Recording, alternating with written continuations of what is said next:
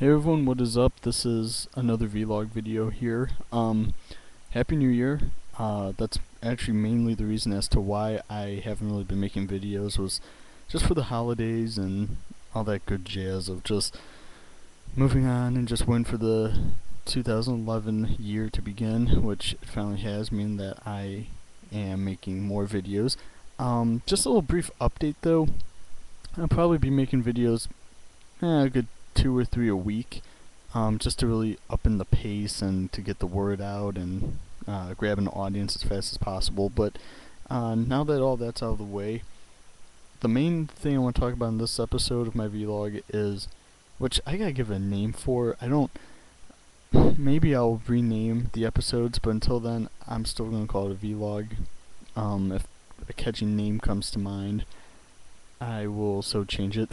But I don't know exactly when that's gonna happen. So, but anyway, the main point that I wanna, well, actually I should say the main story I wanna address is Awesome Kong signing with the WWE. Now, if if you are any kind of diehard wrestling fan, this is purely amazing. Awesome Kong, as many people know, wrestled in TNA for, I believe, a few years. Destroyed the knockouts there. Awesome Kong's a force, man. Excuse me. She basically will take you out and tear you apart. And whenever I see an Awesome Kong match, I can't help but just smile, because here's something you've really never seen ever since China, was the fact that there's a very dominant female wrestler. And look, I believe, as so a lot of wrestling fans believe, that if you are a female wrestler, you shouldn't really be focused on grabbing the hair and yelling, because that's not realistic. Awesome Kong is everything against that. She's a straight up wrestler. She doesn't have the diva look. She is just what she is, and that is a plain flat out wrestler who time and time again will just demolish anyone in her way. My brother said that she weighs like 270 pounds. I mean, I shouldn't even have to describe her. If you're a wrestling fan, you know who Awesome Kong is. And if it is true that WWE signed her, watch out. If they use her right, they will build her. She could probably even wrestle for the WWE title if she wanted to. And that's not just my opinion, but that should be a fact. And I know she's a female. I know that people are going to want her to wrestle as a diva and whatnot, which is cool, totally fine. I mean, that's her obvious role. But how unique would that be to have a female WWE champion? And if they build Awesome Kong up just right, they can do it. And I hope they do. Will they? Probably not, but it'd be pretty cool to see. I can't keep praising Awesome Kong enough, to be honest, because of everything she did. I probably should have had this ready, but I'm actually gonna go to a wrestling website and get more details just to pass along with you guys. But going back to the point I'm trying to make is that while in TNA, how can I put this? There's just really no easy way to put it. She literally demolished everyone in her path, from the beautiful people to, I believe, the one who looked like she just escaped a jail, ODB or whoever. I'm not a huge TNA guy, but I mean, Kong destroys everyone. And here is Awesome Kong confirming the signing from 24wrestling.com. Awesome Kong confirmed on Twitter that she has signed with WWE. She retweeted her friend's remarks congratulating her.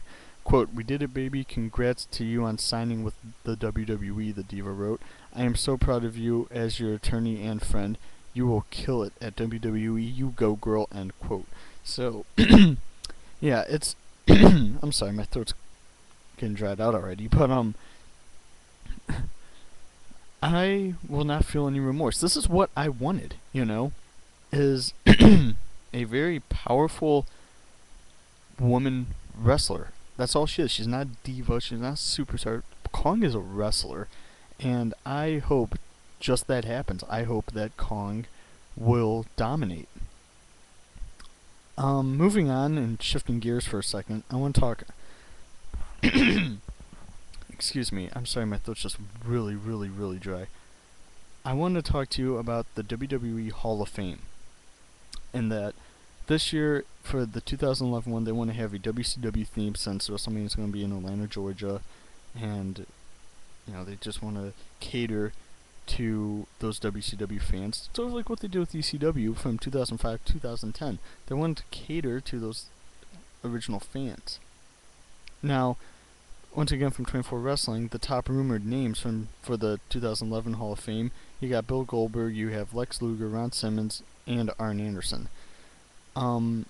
Goldberg's talks went cold, but they're negotiating again, so hopefully Goldberg gets in. Out of all those guys are just named Lex Luger, Ron Simmons, Arn Anderson, and Bill Goldberg. The only ones I think who really deserve it out of anyone else, definitely Bill Goldberg, definitely Lex Luger, and definitely Arn Anderson. I don't know if Ron Simmons is a Hall of Famer, but if you're going to cater to the WCW fan base, then yeah, toss in Ron Simmons. Other than that, he shouldn't be in there, I think the only reason why Ron Simmons is in there is because it is a WCW themed Hall of Fame. And I'm not trying to narc on the guy, but while I bring it up, let's look at the guy's Hall of... I can't put this. Let's just look at his accomplishments. Other than, was it 2007, where he came on and would just say, damn, and just walked off. Let's see his actual accomplishments and see if anyone remembers these. I'm not trying to narc on the guy. I'm just saying, I don't think so. He was in the United States, and he was a one-time World Heavyweight Champion for WCW. Going to WWE, he only won the Tag Team title 3 times with JBL. Now, based off those accomplishments, that does not make a Hall of Famer. A one-time run as a heavyweight champion, a one-time run as United States champion. Now let's flip the coin. Let's go to Lex Luger. If I can type today, good lord. Like I said, I'm not trying to narc on Ron Simmons. He just doesn't have the qualities of a normal Hall of Famer. And this is taking forever to load. Here it goes. Okay. Let's see, championships. Now, okay. In the WWE, he was a Royal Rumble winner in '94. WCW, if you want to flip to that coin, 2-time World Heavyweight Champion, 2-time Tag Team Champion, 2-time Television Champion, 1-time winner of the Jim Crockett Senior Memorial Cup with Sting, United States Champion 4 times, World Tag Team Championship, the Mid-Atlantic version 1 time with Barry Windham. So that is a lot more accomplishments in a nutshell than what Ron Simmons has. And like I said, I'm not narking the guy. There's been managers that made Hall of Fame. So, I mean, if Ron Simmons does get in, so be it. If he doesn't, so be it. I'm not narking on the guy, and I'm not trying to put him down. I'm just saying his accomplishments just aren't up there. I mean, with Ron Simmons' numbers, you can expect Jeff Hardy to be in the Hall of Fame then. And don't tell me, well, Jeff Hardy's a traitor, he went to TNA. No, you can't make that argument. Did or did not Ron Simmons wrestle for WCW? Obviously. Did he or did he not check himself into rehab? Yes, he did. Jeff Hardy didn't. I mean, he still has that personal demon, but it's still there. So, I'm just saying, based off his accomplishments, Jeff Hardy should be in the Hall of Fame when his career's over. I hope Sting is in the Hall of Fame. I don't know if he will be, but if Sting is in, I will pay money to see that any day of the week. Lastly, I want to talk about WWE Tough Enough, and that it is officially returning for anyone who watched Monday Night Raw this past week. On my very few Mondays off, I actually saw Monday Night Raw. It's awesome because when I see Raw, I won't watch it again, but my work schedule just doesn't allow me. I have TiVo, but I prefer to be live. I really do. Anyway, you saw a very epic match between Miz and Morrison that kicked off Raw. That match was phenomenal. I mean, these guys beat the crap out of each other. Starship Pain was hit and kicked out of. Morrison went through a table, which I could have sworn he would have paralyzed himself, but he didn't. I mean, it looked like he slipped and fell for anyone who saw that. But anyway, I'm getting off track. The point is that watching Raw tonight, and I was like, this is awesome watching Raw. Then I saw the ad for Tough Enough, and I was like, oh man, this is great. For anyone who reads the wrestling articles. Tough Enough's been rumored, confirmed at one point, press release, and now they officially announced it on Raw, bringing it back in, I believe, April like 4th, I want to say. I'm not sure exactly.